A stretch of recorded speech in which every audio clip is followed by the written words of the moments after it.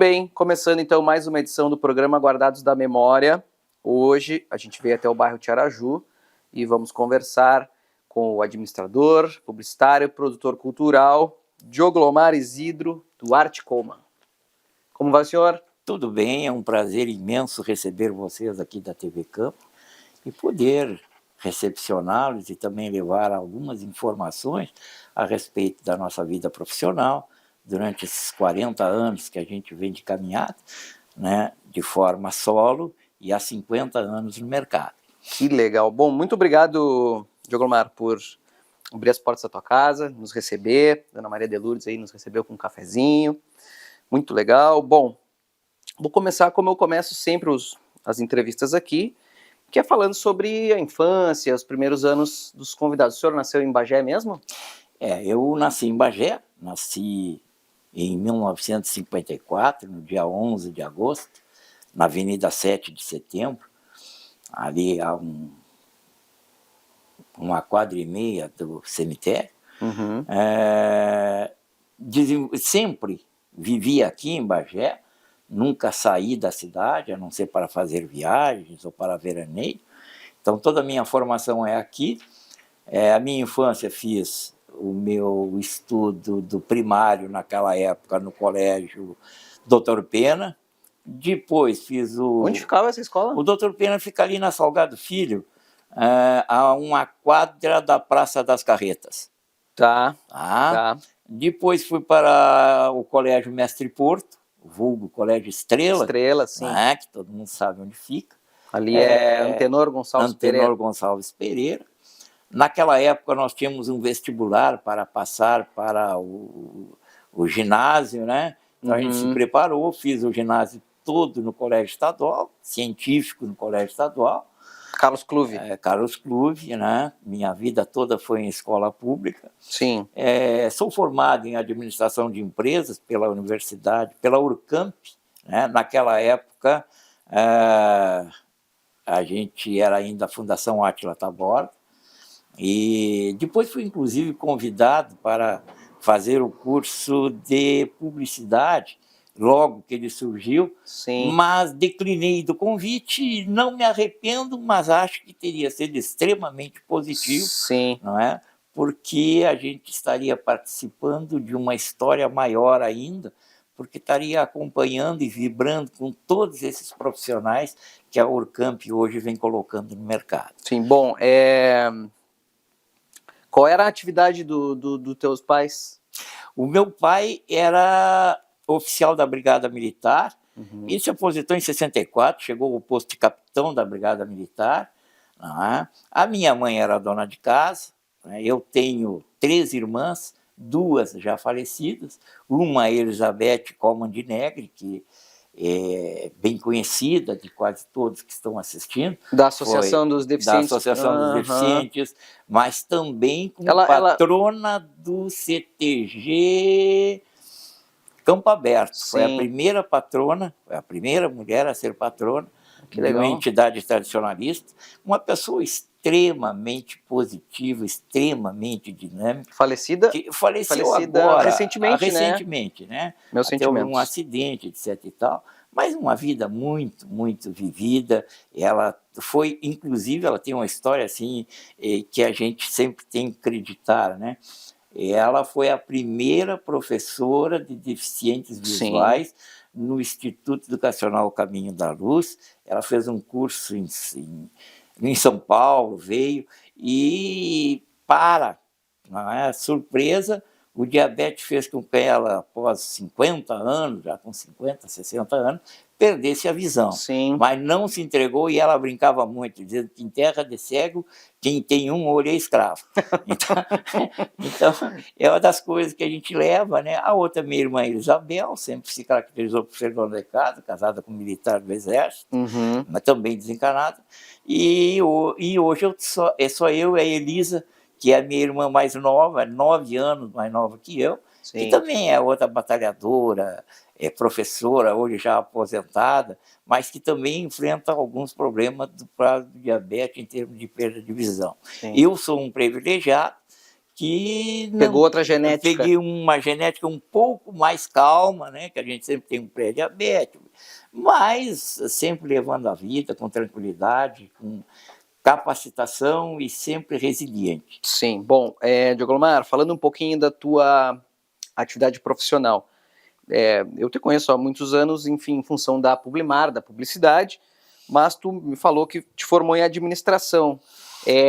Antes de tu criar a empresa, tu desenvolveu outras atividades, teve outros empregos, Sim, como é que sim, foi? sim. Eu, por exemplo, sou oficial R2. Eu fiz NPOR, me formei em 1975, brinco muito dizendo que o meu bigode tem 50 anos, vai completar esse ano, porque eu passei a ter bigode no dia 16 de novembro de 1975, que foi quando nós ganhamos o espadinho de aspirante. Sim, Então, até aquele dia nós tínhamos que fazer a barba completa todos os dias. certo. A partir daquele Podia dia... usar um bigode. Não, aí a gente deixou o bigode. Que legal. Então é a história. Inclusive eu enfrentei um câncer agora em 21, venho caminhando com isso, com toda a tranquilidade, né? E quando eu fui fazer a cirurgia, e a quimio, a rádio, eu digo, doutor, e o meu bigode? Não se preocupe, senhor Diego, o seu tratamento vai preservar o seu bigode. Bom, então ele ficou tranquilo. Mas depois eu também trabalhei com engenho de arroz, trabalhei com a família do seu Dirceu. Sim, porque esse período de oficial é temporário, não, né? Ele é temporário. Eu, quando saí do quartel, eu fui trabalhar com a administração de empresas. Eu trabalhei ali naquele engenho de arroz que tem no Banhado dos Carneiros, né? Quem vai para Araceguá. Sim. Inclusive, um dos meus legados é que aquele posto de gasolina, eu participei desde do primeiro tijolo que foi colocado ali. Depois foi vendido, a gente saiu. Trabalhei na televisão, né, onde eu acompanhava a Maria de Lourdes. Aí eu fui chamado, inclusive com a intenção de assumir a gerência administrativa da televisão. Sim. Mas as coisas se proporcionaram de tal forma que o rapaz que ia sair acabou não saindo, e eu fui trabalhar como contato comercial. Sim. Né? E aí começou o meu trabalho, que eu até aquele momento não era um vendedor, não tinha uma ideia de trabalhar em publicidade. Sim. Eis, senão quando que até hoje a gente fica nesta labuta, neste tipo de serviço, de trabalho, que Sim. Todas as outras que tu nomeou, como administrador, como publicitário, como produtor cultural, né, todas elas são interligadas em cima daquilo que eu digo que publicidade é um dom, jornalismo é uma formação. Sim. Não é? Então, porque o que eu digo? Eu digo o seguinte: a capacidade das pessoas em contar uma história ou vender uma empresa em 30 segundos é alguma coisa que antes era muito complicado, ou em termos de tempo, porque o tempo de televisão, de rádio, de esporte, ele é limitado, batido, ou é 15 segundos ou é 30 segundos. Né? Nós aqui estamos hoje com as mídias sociais, em que normalmente tu usa um espaço em que tu vai acreditando, vai aumentando ou diminuindo ele conforme a necessidade de fazer a tua comunicação. Sim. Com aqueles que para vender aquele produto ou para prestar aquela informação. Então as coisas vão se dinamizando, né? Sim, até porque quando tu chegou na área, digamos assim, tudo que era meio mato, né? Como diz o ditado, né? Não tinha até nem muita referência, nem muita, como é que se diz, base, né? Não tinha ninguém fazendo esse trabalho. Não, na verdade, a minha formação, vamos dizer assim, não posso colocar para os outros, foi em cima da televisão. Sim. Da RBS TV Bagé, que de 77 para cá, eu até em função de que namorei a Maria de Lourdes, que era apresentadora da televisão. Sim. E a partir daquele dia, todos os dias eu andava com ela, sabe como é que era? Queria bonita, etc e tal. Eu também não sou fraco. Então a gente subia, descia, foi fazendo uma relação forte e vendo o que estava acontecendo. Então eu sou daquele time da primeira leva, né? Que é João Batista Benfica, que é o Bolão, que é o Serginho Bervig, que é o Glênio. Então, todo aquele time, primeiro, não é? A gente tinha naquela época uma empresa muito forte, que era a Probal, que tinha o Duarte, que tinha o Beto Coronel, que tinha o João Batista Benfica, que tinha o Ernesto Lima. Então eu sou... O próprio Eduardo da Estúdio, acho que foi da Probal. Sim, mas também. Ele já é do segundo da segunda tempo, geração. Né? Da segunda geração. A primeira geração é mais ou menos esta, né? Que deu origem também à Quadra Propaganda, que foi uma das sucessoras, que era formada pelo Sérgio Bergman, pelo Ernesto Lima, pelo João Batista Benfica e pelo La Rocca. Sim. O Bolão comprou depois. Depois o pessoal foi saindo, acabou ficando só o Bolão, né? Então, são coisas lindas, maravilhosas, que a gente tem como referência. Eu sempre trabalhei meio que só. Eu nunca montei uma estrutura muito grande, mas sempre tive arte finalistas, pessoas que trabalharam, diagramador. Pessoas que trabalharam comigo, né? E que são todos meus amigos até hoje, né? Cresceram. Eu tenho pessoas que trabalharam na finalização aqui que são hoje professores na Unipampa, que é o caso do Igor, né? Eu tenho amigos até hoje, por exemplo, na Publimar, ela foi a primeira agência de propaganda a ganhar um diploma ou a ganhar um laurel da RBS TV em termos de comerciais. Sim. Que foi um comercial que a gente fez para o... Que era conhecido como o Oscar da... O Oscar, exatamente. O Oscar esse que eu guardei, né? E quem me ajudou? Sempre eu tive pessoas que foram amicíssimos sem cobrar um centavo. Por exemplo, João Batista Benfica. Eu e o Benfica e eu, né, ele me acompanhava, eu pedia, vamos. Aí nós íamos, porque naquela época era tudo carente, para te fazer alguma coisa diferente, tu tinha que ir a Santa Maria, tu tinha que ir a Pelotas, tu tinha que ir a Porto Alegre. Sim, só para explicar, porque hoje em dia tu pega um celular, tem uma câmera, o acesso à tecnologia é meio debarbado, né? Não, realmente, ele é fantástico. Então naquela época a gente ia, viajava. Qualquer imagem, comigo, qualquer coisa mais um pouquinho diferente, tu tinha que sair de Bagé para fazer, né? Então, como ele participou da edição, participou de tudo desse comercial que ganhou o Oscar. Você lembra quem era o cliente? O cliente era Álvaro Porto. Álvaro Porto Remate? Remate. Foi um comercial de 1 minuto em que foi feita uma pajada, até quem gravou a pajada foi o Sérgio Roberto de Dom Pedrito, que começava assim: para vender bem o seu gado com lucro e tranquilidade, creia na capacidade de quem tem infraestrutura. Tem a maior cobertura em rádio, TV e jornais, tem remates semanais, comercialização segura. É bem ali no Batalha, esse lugar de primeira, cento e não sei quantas bangueiras, e daí vai. Sim. 1 minuto, assim, contando aquela história. E o João Batista... Você sabe que eu lembro da assinatura, né? Álvaro Porto. Isso, eu lembro né? Então, e o João Batista Benfica participou junto. Foi ele o produtor, vamos dizer bem assim. Ele foi o produtor disso aí, né? Nos acompanhou, fez. Foi um VT muito, por isso tanto é que ganhou o primeiro Oscar. E ele ficava furioso comigo, porque até que um dia, quem publica? Aí ele publicou no Correio do Sul, Sim. Eu digo, e essas amizades, esse respeito que a gente tem hoje por todos, graças a Deus, eu digo que eu consegui chegar a uma idade em que aqueles que não gostavam de mim esqueceram ou me perdoaram, né? Então eu posso olhar para tudo quanto é lado, até porque eu tinha uma preocupação muito grande, porque eu falo muito alto.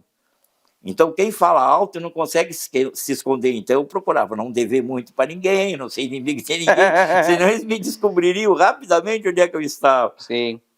Bom, eu lembro, como o senhor falou, eu lembro assim, nitidamente desse áudio, dessa assinatura. Bom, me passaram que o senhor tem mais de um Oscar aí. Na verdade, a gente teve mais alguns. Porque antigamente tinha mais premiação, né? Tinha, mas na verdade é que aquele ali marcou porque ele foi o primeiro que vai chegar. E olha que tinha gente grande, eu estou falando de Probal, de Quadra, até mesmo o próprio JB Propaganda, né, que era o João Batista, ele não tinha isso. Sim. Naqueles comerciais que eles fez. Tinha a estratégia, não existia a estratégia não existia, era JB Propaganda, que depois deu origem à estratégia, né? Claro, depois, começou todo mundo ter, todo mundo. Aí passaram a fazer. É que houve o ineditismo daquele tipo de comercial, ou seja, de 1 minuto, muito bem feito, Sim. em termos de acabamento, de filmagem, de novidade no mercado. E olha que o Oscar saiu daqui, depois do meu, só daria 1 ano, mais ou menos, né? Porque os critérios eram diferentes. Depois é que nem hoje, as coisas ficam simples. Eu sou do tempo de fazer uma mala direta com letra 7. Não sei se tu chegasse a conhecer. Não cheguei a pegar as letras. O cara colava ali a letrinha lá no cliente, Sim. mostrava ele. Pati, não gostei disso. Meu Deus, para refazer, levava 1 dia ou 2 para refazer, ia lá, entendeu? Então chegou acabava hoje, o R, aí cortava a perninha do R para fazer o P. Por exemplo, de fazer jornal com fotolito. Então a gente fazia o jornal, diagramava o jornal, levava para fazer o fotolito, aí entregava o fotolito, porque o fotolito seria tipo a matriz. A matriz, que é tipo uma radiografia para quem ainda hoje, né? Então a gente pegava aquilo ali e a Pelotas para rodava, botava no carro, vinha para entregar. Então a coisa não. A coisa foi maravilhosa, foi fantástica. E outra coisa, o senhor falou, apesar da diferença de idade, eu tinha um grande amigo nesse setor, que era o Beto Coronel. Mestre, né? Contava muita história, né? E infelizmente a gente não conseguiu registrar, mas a gente conversava muito. E a impressão que eu tenho é que a publicidade nessa época, assim, até os anos 90, primeiro pela coisa do ineditismo, né? De ter que ir a Caxias para fazer uma imagem ou para botar um gerador na tela, porque não tinha como fazer. Mas a impressão que eu tenho é que o engajamento era outro, né? As agências organizavam muita coisa na rua, era gincana, era passeio ciclístico, era machada, tinha muita ação, né? Realmente, né? É uma época que hoje só é diferente porque a informação chega muito mais rápido. Sim. Então, antes, tudo aquilo que a gente fazia, até ser informado no jornal, até ser informado, até chegar no pessoal, demorava um tempo. Então, essa maturação era diferente. Hoje, o que acontece? O que tu faz agora, daqui a 2 minutos é velho. Sim. Já todo mundo está sabendo. Porque é rápido, é instantânea a comunicação. Sim. Então eu particularmente, né, eu me tenho por semi-analógico. Coisas que a minha neta, que tem 10 anos, vai fazer 11 agora, ela é fantástica, ela toca TikTok, ela faz corte, ela faz isso, coisa que para mim eu já vou mais no duro, entendeu? Vou lá no Ctrl+C, Ctrl+V, tem mais... Até porque a gente é meio preguiçoso, né, em termos de estudar. Por quê? Porque se tu abrires o computador e pedir um curso de Canva, disso, daquilo... É um abraço. É um abraço, é só continuar, olhar, ver e se dedicar. Antes não, antes era bem mais difícil. Para te ter uma ideia, o jornal Minuano, ele tem praticamente a minha idade de agência de publicidade. Eu trabalhei na televisão de 82, por aí, 83, até 1º de abril de 1986. O que aconteceu nessa época? Em março de 86, o Collor assumiu e houve um congelamento de salário. Eu era contato comercial, ganhava comissão e tinha a carteirinha assinada, né? E essa comissão que eu ganhava em termos de produção, de produtividade. Então, naquela época, o que eu disse? Vou ficar com o salário congelado, eu vou sair da carteira assinada do seu Maurício e passar para o bolso da comissão do seu Maurício. Fiz isso. Maurício é o Sirotsky. Maurício Sirotsky, né? Que realmente foi o alavancador de tudo aquilo que a gente conquistou financeiramente. A gente sempre teve outras coisas, mas ali foi porque naquela época a televisão te dava uma estrutura fantástica. Ela te dava o carro para te gravar o comercial, te dava a equipe para te fazer o comercial, ela cobrava o valor da publicidade e te pagava 20% de comissão. Coisa que tu nunca tinha que chegar, que é um desgaste, que quase toda a gente já tem, de chegar no cliente, né? E cobrar 20%. Então, eu nunca tive esse desgaste. Sim, era só trabalhar e era trabalhar, deixar a RBS pingar, 3 dias depois de receber, pum. E qualquer rolo que dava era a RBS que estava brigando com um cara que O não senhor tinha sabe que o pago, Beto né? Coronel me dizia que advogado e publicitário em Bagé, hoje em dia a pessoa Claro, trabalha, faz seu escritório, claro. mas que quem ganhou dinheiro foi esse pessoal lá atrás. Na Que ganhou verdade, dinheiro, ganhou mais fácil. conseguiu comprar casa, conseguiu É, comprar carro, conseguiu... claro. que era outros Não, tempos. não, sabe o que aconteceu hoje? A comissão por lei continua sendo 20%.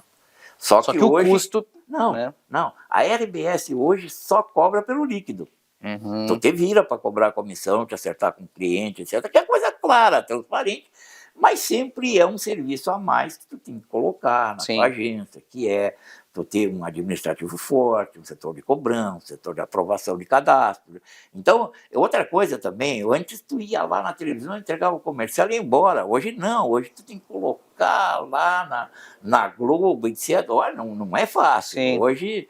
Eu lá em 2013, 2011, quando verifiquei que meus clientes estavam ficando velhos e quem estava assumindo eram os filhos deles, que tinham sido criados comigo, que o grau de exigência estava sendo bem maior, tranquilamente. Por quê? Porque havia uma rapidez. Sim, a tecnologia e uma também, tecnologia sim. que aproximava muito aquela qualidade de comerciais que eram colocados. Eu fui um dos primeiros caras a fazer boizinho voar na televisão. Que era fazer aqueles leões. O que nós fazíamos? Eu saía às 3 horas da manhã daqui, ia a Porto Alegre, ficava no Genes, que era uma ilha com um custo menor, e em vez de eu montar um comercial, eu montava várias telas de gado diferente. Entendeu? Não, faz o boizinho para cá, faz para lá. Trazia essas telas todas, vinha aqui na RBS e montava o comercial. Finalizava aqui. Né? Porque até as letrinhas coloridas, aquelas só o Porto Alegre gerava. Nós não tínhamos aqui. Claro, em seguida as coisas foram evoluindo, como é hoje, né? Sim. Hoje uma coisa que tu não tem, amanhã todo mundo tem. Né? Porque o crescimento é exponencial, né? Ele deixou de ser daquele dois, não, a coisa vai Sim, que o vai avanço explodindo. é muito rápido. O avanço é muito rápido, né? Então, eu lá em 2012, 2013, migrei para a produção cultural. Sim. Por quê? Porque ela me dava todas as vantagens que eu tinha como publicitário, com um imposto 3 vezes menor, tá? E com a concorrência em que eu mesmo fazia essa concorrência. Tá? Então eu saí do mercado em que a concorrência era daquelas em que tu investia no teu funcionário. Ele fazia o curso, pagava o curso, ele saía e eu vou fazer. Eu mesmo, sim. Entendeu? Então, e tu tem que aplaudir, tu tem que ser amigo, tu tem que fazer o cara crescer. Né? Por quê? Porque normalmente, eu, na minha agência, acho que quase toda a gente tem, muita dificuldade no interior de tu ter um plano de carreira para um funcionário. Sim. Para o funcionário crescer ali. Entendeu? Então, isto faz com que, quando tu tem esta ideia de parceria, de buscar e de valorizar aquelas pessoas que se entregam num certo período para ti, tu acaba gerando N amizades e N profissionais capacitados que na hora que tu acena para eles, eles te dão a mão. Então, tu acaba tendo essa relação maravilhosa em que a gente pode chegar e dizer, olha, a gente contribuiu de forma forte para este crescimento, para ter esse monte de profissionais. Ou seja, a gente fez o alicerce lá, a gente conseguiu colocar as primeiras fieiras de tijolo, né? Sim. Então a gente olha para o lado, agora eu tinha falado do Beto Coronel. Beto Coronel era fantástico, né? Beto Coronel era um cara que tinha ideias brilhantes, era arrojado, fazia comerciais bem pimentosos, né? Sim, então sim. ele fugia do tradicional e tinha a confiança dos seus clientes, né? Então, que é o fundamental para te conseguir crescer. Tu tem que ter a empatia, entregar a verdade e resultados para o cliente. Sim. Uma das coisas que fez com que eu até hoje seja o Dioglomar é que durante todo o meu tempo eu sempre me tive como escada. Eu sou a escada porque o meu cliente suba e brilhe. Tem muita gente e faz parte, cada um com o seu gadão, que de repente se transforma em estrela.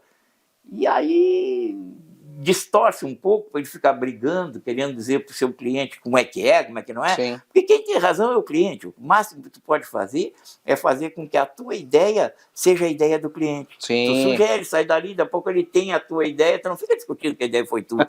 Mas que maravilha, acho que vai dar certo. Sim, Pronto. sim. Então, é isso que eu digo. Eu tinha as coisas fantásticas. Por exemplo, o Glênio, não pode falar no Glênio. O Glênio Lopes cansou de gravar áudios de comercial, porque ele tinha isso aí, sem custo, nada, gravava. O João Batista cansou de fazer VT junto comigo também, na parceria. O próprio Beto Coronel criou algumas coisas junto com o pessoal da estúdio, que era slogan de alguns produtos, né? Então, eu sempre tive essa tranquilidade de ter boas amizades, de respeitar e valorizar os profissionais que estavam ao meu lado, e nunca ter ciúme, nem nunca ter aquela coisa assim, eu não vou pedir para fulano. Peço. Não, eu já tinha, né? Sim.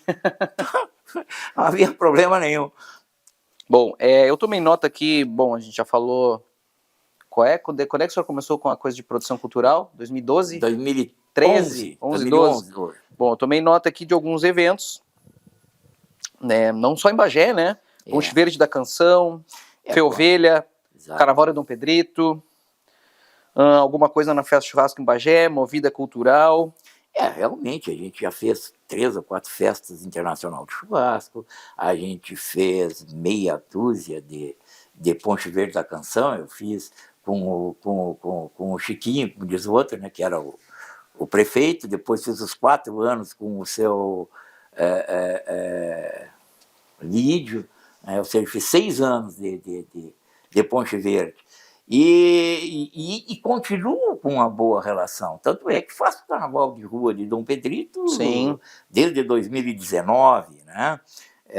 Então são coisas que vão evoluindo, que a relação e a prestação de contas é bem feita, de que aquilo que a gente combina, a gente entrega, tudo aquilo que eles pedem, a gente entrega. Se pedir um pouco a mais, a gente, dentro do possível, entrega. Né? Então são coisas positivas. Lá em Pinheiro Machado, a gente fez também em Pedras Altas. Essa volta aqui, a gente sempre faz. A gente sempre está trabalhando, a gente está sempre... Claro que agora a gente já vai diminuindo um pouco o ritmo, primeiro porque depois de 70 anos o cara tem que se acalmar. E eu, desde 21, enfrentei um problema de câncer, né? E estou trabalhando ele com câncer. Eu tive um câncer no reto e no canal anal, sou uma pessoa ostomizada, hoje permanente, porque fiz uma amputação do reto em 20 de fevereiro de 24. Agora estou enfrentando, mas assim, nem parece, como diz outro, que não sinto nada, mas são coisas que o exame de repente detecta. Agora mesmo eu estou numa corrida aí, legal, bonita, me apareceu um nódulo no pulmão, né? Vamos tirá-lo. Tem, já está tudo correndo, vou fazer em Porto Alegre, acredito que o doutor Felicete, né? Na Santa Casa, mas eu digo assim, que cachorro tem que ter um dono só. E eu sou um cachorro que sou propriedade da doutora Roberta Venturella, que foi ela é clínica oncológica, maravilhosa. E quem foi que me indicou para lá, para te ter uma ideia, foi o anjo Jussara Carpes. Sim, ela também enfrentou... Ela também é conversei com ela esse ano, né? A Jussara é uma pessoa fantástica, ela não olha se ter PT, PDT, se ter branco, preto, amarelo. Ela é uma pessoa disposta. Tu chegou, conversou com ela, ela está pronta a te atender. É uma pessoa fantástica. Uma das coisas que desses ensinamentos é que a gente procura se espelhar e ser parecido, e seguir esse tipo de trilha, né? Então, é tranquilo, é sereno, e a gente tem que estar sempre agradecendo as oportunidades que a gente tem de crescer espiritualmente e materialmente, a gente ser uma pessoa que possa ser exemplo. A dona Maria de Lourdes, ela tem uma, digamos assim, um fervor religioso grande. Eu não sei se o senhor compartilha e se daqui a pouco se também o cara acaba se convertendo. Se essa questão também lhe ajuda a enfrentar esses perrengues, né? Que a Lourdes foi e é o meu norte, é a minha bússola, é a pessoa que norteia todos os meus atos. Como é que começou essa história? Começou como jovem, né? Começou com brincadeirinha. Teve uma aposta? O que A Lourdes, ela era apresentadora da RBS, né? Posso dizer tranquilo, porque é da história, ela era viúva há 10 anos. Sim. E um dia eu estou no caixão. Jovem, né? Ficou viúva jovem. Sim, né? sim, eu tive 1 mês de casada. Um mês e meio de casada. A pessoa me deu com a família dele, fantástica, tudo bem, entendeu? Sim. Até foi 10 anos depois. Né? Aí eu brincando com um sargento amigo meu, disse, ela correu na volta da piscina para cheirar lá ali. Aí disse, que era mato. Não tem mulher difícil, cara. Me dá aí, até o baile do Havaí eu namoro. Se o baile do Havaí fechava a temporada? Não fechava, era o ápice. Isso foi em dezembro. Não mesmo, resumindo a história, né? Isso aí por causa de uma brincadeira. Eu acabei conhecendo com uma intenção e ela começou a me mostrar que a minha intenção não era, e foi crescendo. A partir daquele dia sempre acompanhei. E ela é fantástica, né? Ela é o Joãozinho do Passo Certo no batalhão do Passo Errado. A Lourdes é uma pessoa fora de série. Só quem a conhece e convive com ela mais de 6 meses ou 8 meses é que vai entender a pessoa pura que ela é. Honesta, autêntica e principalmente firme. Eu era namorado, coisa e tal, cheguei lá um dia, né? São 3 ou 4 coisas que eu não fico na frente da Lu porque ela atropela. Chama-se vôlei, microfone e igreja. Essas 3 aí são prioridades total na vida dela, como diz o outro. Claro, de família, né? Mas eu cheguei ali, né? Aí ela tá saindo de carro, né? Na José Otávio, ali onde ela morava. Uhum. E ela, que bom que chegou, vamos lá no tênis que eu vou jogar um vôlei. Eu disse, não, tô chegando aqui. Garotão, gurizão, bonitão. Eu falei, vamos jantar. Não, faz o seguinte, eu vou lá se tu quiser, tu vai, senão tu me pega depois. Vai, meu Deus, com vôlei não dá. Então, foi assim. E a nossa vida é uma vida maravilhosa. Tenho uma única filha, que é a Márcia, uma neta fantástica, que é a Rafaela, e um genro maravilhoso, que é o Rafael. Então, a gente vive harmonicamente, a gente tem tranquilidade, respeita as individualidades. Então, este é um grande legado que eu digo. Né? A felicidade está naquilo que a gente aceita, naquilo que a gente vê, naquilo que a gente respeita e naquilo que a gente valoriza.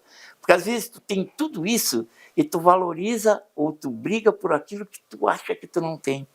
Então, eu acho que esse tipo de aceitação, eu mesmo, por exemplo, quando tive esse meu problema, eu disse assim, pelo amor de Deus, eu com 68 anos, só entrei em um hospital para visitar doentes, por que eu vou achar que... Por que eu? Por que eu vou dizer por que eu agora? Não, cada um tem o seu dia, tem a sua meta, tem o seu horário. Então, faz parte. E quanto à religiosidade, realmente, eu hoje sou uma pessoa que sempre acompanhei a Maria de Lourdes, né? Mas hoje eu tenho uma fé muito forte, faço parte do Terço dos Homens, a gente tem um terço virtual às 7h30, de segunda a sexta, às 7h30 a gente entra pelo Jets, então eu tenho parceiro do terço em Torres, que é o caso em Porto Alegre, em Livramento, em Bagé, então, e nada melhor que a gente começar o dia orando. Então, a gente reza pela gente, que é que nem o beija-flor, né, gente?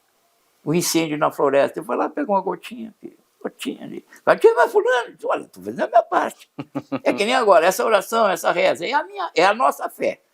E o que é fé? Fé é entregar-se, não é questionar. Sim. A gente se entrega para aquilo que a gente acredita.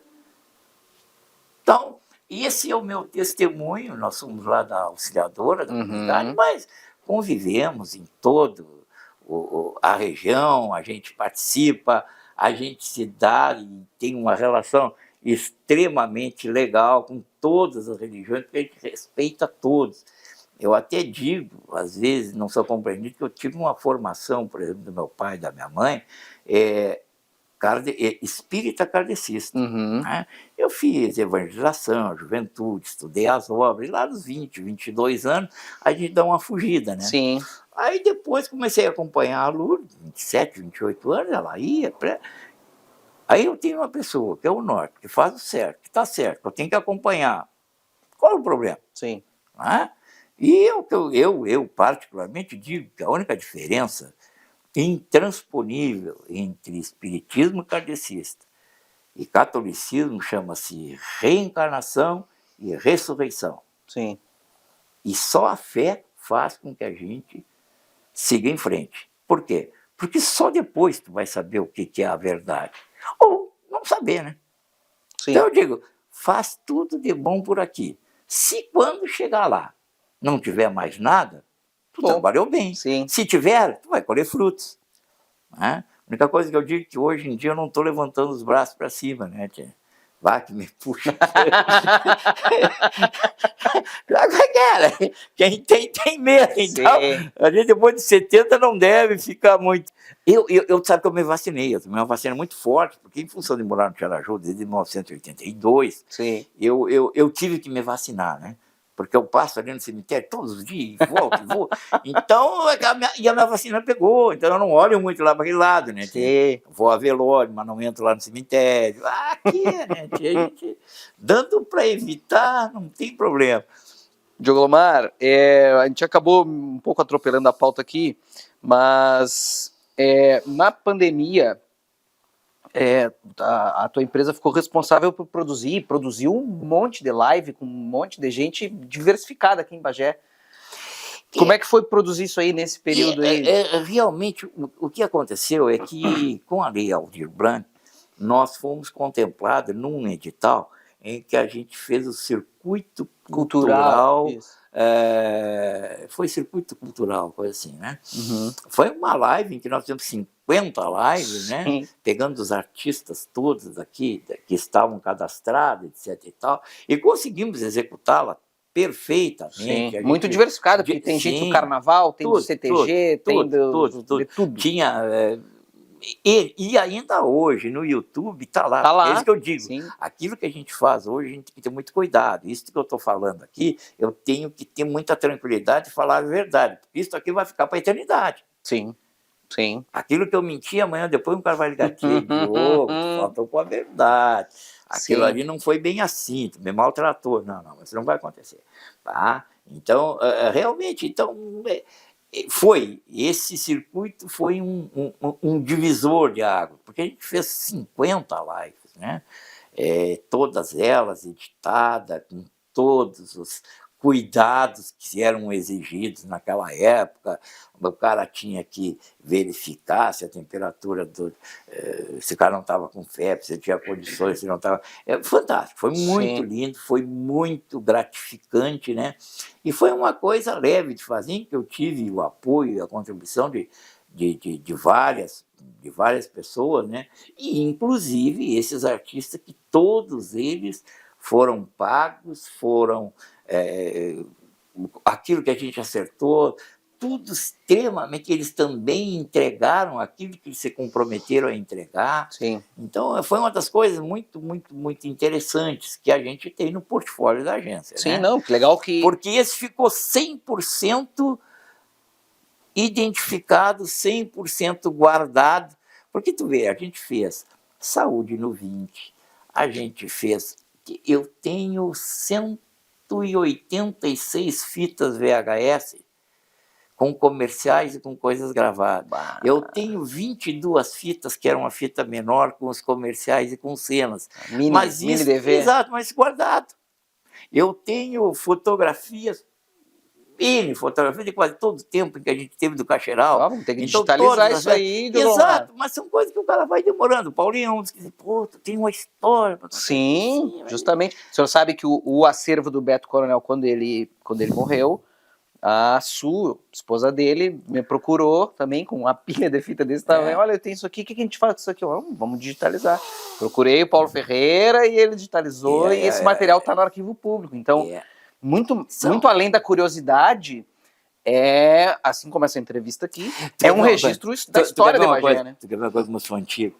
o Zeca Brito. Sim. O Zeca Brito até brincava comigo há um tempo atrás, né, de que eu fui o primeiro diretor dele. Por quê? Porque o Zeca era estudante do Colégio Franciscano Espírito Santo. Eu fazia a publicidade do Espírito Santo. E nós gravamos um comercial do Espírito Santo, em que o Zeca foi o primeiro comercial que ele atuou, por isso que ele tem nós temos essa ligação, e em que tinha o hino do Espírito Santo, e a gente gravou e ele fazia ele ia cantando, na verdade, aquele tal de fazer a mixagem, de fazer a edição, né, como ele cantando. Então eu tenho ele cantando o hino, subindo as escadas do colégio, etc e tal. Então ele brinca, né, depois que ele já virou um cineasta de altíssimo nível, e hoje nosso secretário de Cultura, ele diz, principalmente o Palude é que é mais social, né? Eu tenho ficado mais... Então ele diz, o Diogo Lomar foi meu primeiro diretor. Vê só, isso aí não é... Ou seja, eu tenho o Oscar, eu sou diretor de um cineasta consagrado internacionalmente. Então, tu vê, e são histórias bonitas, são histórias bacanas, são coisas que a gente guarda, é um legado que a gente tem, e um legado que a gente passa devagarinho, né? Sem muito... estardalhaço, como diz o outro. Hoje é um dia em que a gente está comentando, né? Ou seja, a gente está publicizando isso aí. Quer ver uma coisa?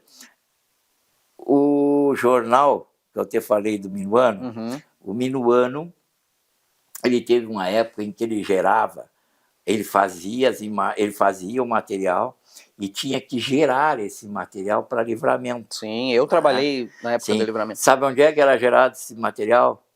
Aqui.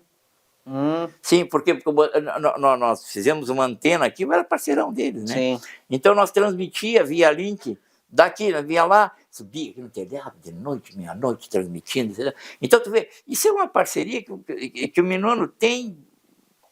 Eu tenho, a Publimar tem quase que a mesma idade, porque o Minuano também é de 1º de abril. Isso. Não sei 94. se de 94. Eu sou de 1º de abril de 86, então nós comemoramos na mesma época. Sim. E também aquele jornal eu fui, outra coisa que eu ganhei.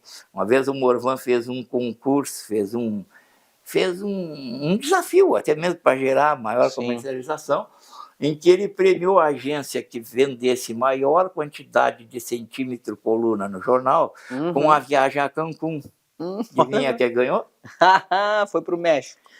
Claro que eu, como tenho medo de avião, o que eu fiz? Eu peguei aquele valor junto à agência que foi a do Borba, a agência do Délio, né? Aí eu troquei aquele crédito para a viagem à Disneyland da minha filha e da minha esposa. Que legal. Né?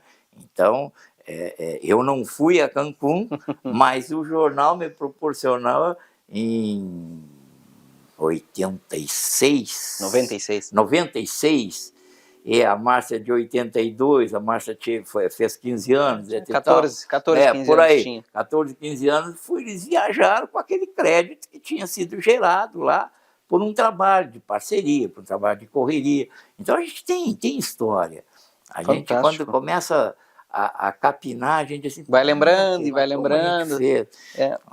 Que legal. Diogo Lomar, muito, muito linda a tua trajetória, parabéns.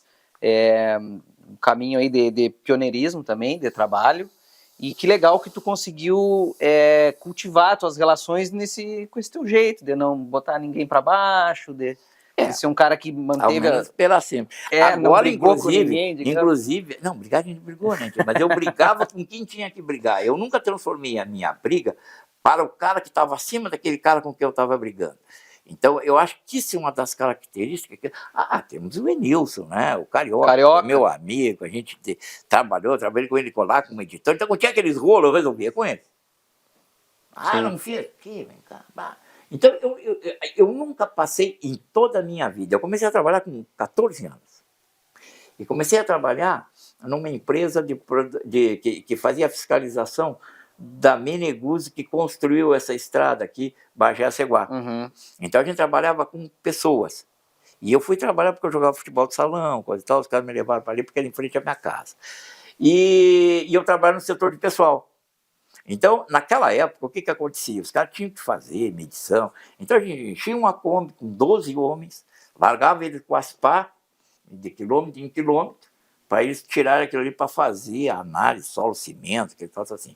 Quando a Kombi voltava, ia pegando só as pá, porque os caras tinham abandonado. Né? E o que acontecia? Esses caras, quando chegavam no fim de semana, iam lá para receber. E eu sempre fiz o seguinte, eu era encarregado do setor pessoal, chamava o cara, senta aqui, tu acha justo, assim, assim, assim, tu receber agora, antes daquele cara que ficou trabalhando? Então tu espera, vem segunda-feira. Quando tive que botar ou demitir alguém, sempre sentei o cara. Sabe por que ele está sendo demitido? Por causa disso, disso, disso, disso. Não, fez ou não fez? Fiz. Então o cara era demitido, foi meu amigo. Ou menos, se não foi meu amigo, sabia que não era pessoal, não era pessoal. Não é coisa minha, é uma coisa que eu tinha que ser justo em função dos terceiros, né?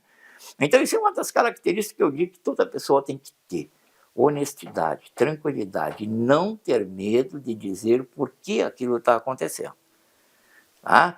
Caso contrário, amanhã ou depois ele vai colher o que ele não semeu. Sim. Então, outro detalhe agora sim que é muito importante nessa transição, chama-se a minha ostomia. Então, uma das coisas que nós estamos fazendo aqui é criar uma associação de ostomizados da campanha. Porque só em Bagé nós temos mais de 90 pessoas ostomizadas. Uau. Em Dom Pedrito, mais de 45.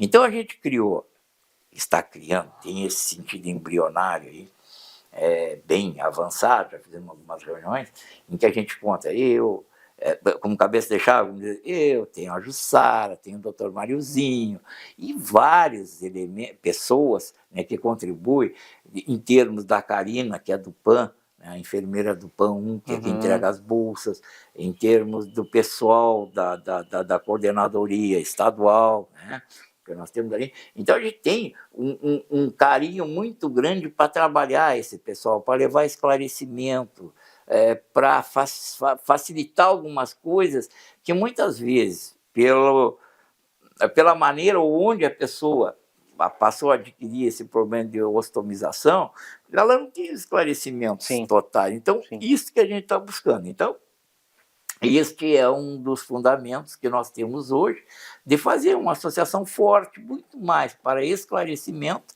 né, e para fazer com que as pessoas consigam se aceitar, não é? Como ostomizado, porque realmente é uma barra, né? Eu, graças a Deus, não tive problema.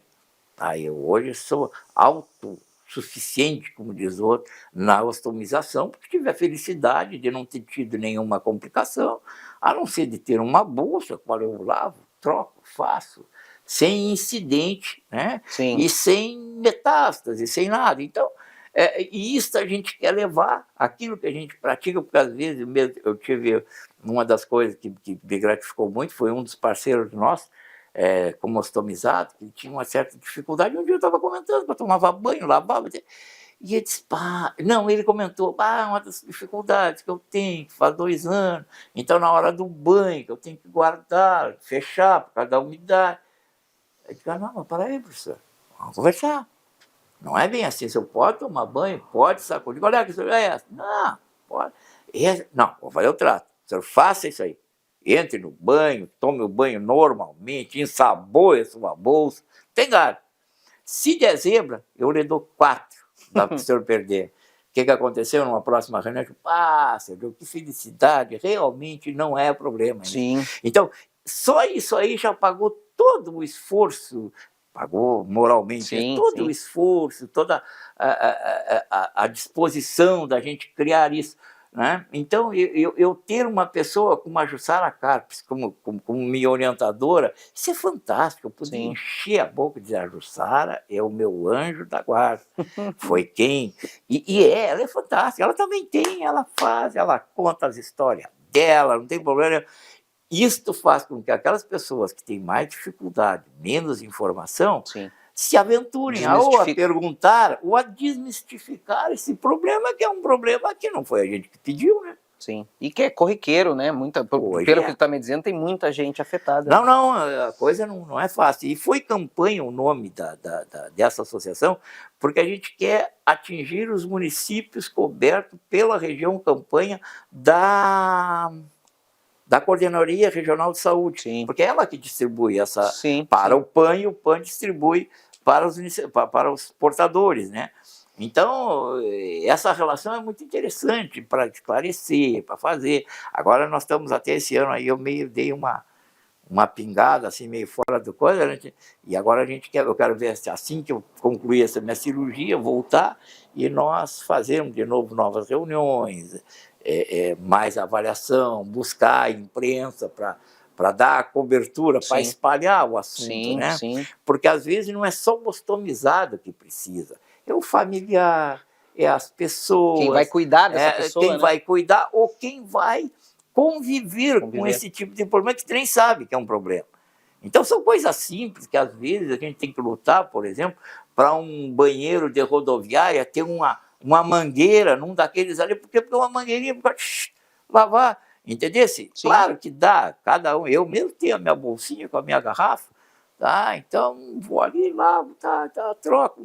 Não tem, mas isso aqui é uma coisa que, através de conscientização, né, até mesmo daqueles que, não é, tem um serviço a entregar para a população. Por que uma coisinha que custa R$50, uma adaptação, não ter? Sim. Não tem porque nem sabe que aquilo é possível. É possível, não, que aquilo é necessário para alguém.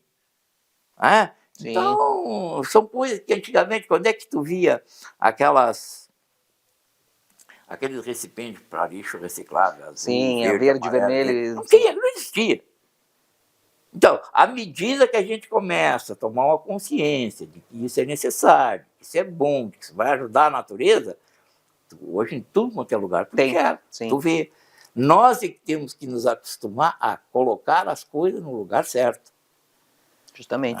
Porque senão a gente vai seguir vivendo esse tipo de problema de enchente, de transbordamento de bueiro. Porque tu vai lá olhar a quantidade de garrafa de lixo, de lixo, de resto, de sofá. Isso aí é nós, eu digo nós. A gente tem onde colocar, é só telefonar e o pessoal pega, mas a gente não faz, é mais fácil ela tirar, né? Sim. Então a Lourdes, por exemplo, eu estou te dizendo, a Lourdes é fogo, né? Então a Lourdes sempre tem no carro o saquinho aquele.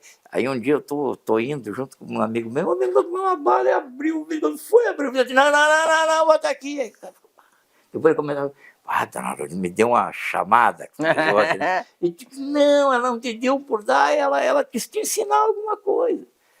Porque ela já tinha me ensinado, eu não disse para ele, né? Sim. Claro, tá quieto, tá? Então faz parte, eu acho que faz parte da vida a gente fazer e ter como exemplo o beija-flor. Pega, o seu pouquinho, o teu pouquinho, faz o teu pouquinho bem feitinho, porque mal ou bem, na pior das hipóteses, tu vai estar ajeitando o teu lado. Sim. A gente reza para que não tenha guerra no mundo, né? Mas quantas pessoas rezam para que a família seja harmônica? Quantas pessoas, quando estão sentadas à mesa, quantas famílias, quando estão sentadas à mesa, antes de começar a comer, chegar e dizer, se bem dizer assim, Senhor, obrigado por esse alimento e obrigado por esta família à volta desta mesa. Amém. O que custa isso? Só que, se isso for feito todo dia, em todas as oportunidades, você vai começar a formar a tua neta, teu neto. Sim, isso contagia. Ele vai criar esse... E é agradável, viu? O que custa? Então, no momento em que tu harmonizar o teu lar, tu harmonizar a tua família, tu começa a harmonizar a tua sociedade, tu começa a mudar o mundo. Vai demorar? Vai. Mas quanto mais nós demorarmos, mais vai demorar a se resolver alguma coisa. Sim. Porque... politicamente eu não tenho que estar achando que fulano rouba, Eu tenho que não roubar e prestar informações de dizer que aquilo ali é danoso, que não vai levar nada, que mais dia, menos dia, ele vai colher o que ele está semeando. Seja que eu seja lá, né? Sim. Sabe as palavras, Diogo Lomar. Te agradeço por tu ter nos recebido, te desejo melhoras, uma boa saúde, aí, que tu tenha mais um bom tempo para curtir tua família, tua neta, que na verdade não é melhor, é que tu te recupera, que dê certo a operação, porque graças a Deus a gente está bem. Sim. Então, mas sempre é melhor, sempre é melhor. Sim. Então, tudo de bom para ti. Parabéns pela tua trajetória aí, esses 40 anos de história profissional, diversificada, de sucesso. E muito obrigado por ter nos recebido aqui. O prazer foi nosso, o prazer é meu. A Maria de Lourdes já tinha me dito, olha, os caras são fantásticos, etc e tal. Aí eu digo, não, eu sei, eu sempre fico assistindo de longe, né? Sim. E hoje ela chegou e disse assim, não vou ficar nem perto. Eu digo, é bom, senão os caras vão entrevistar a ti, não a mim. Bom, obrigado, Diogo Lomar. Esse foi o Guardados da Memória. Conversamos aqui com o Diogo Lomar Coman. Segue acompanhando aí a programação da TV Câmara e também as nossas redes sociais. Muito obrigado e até mais.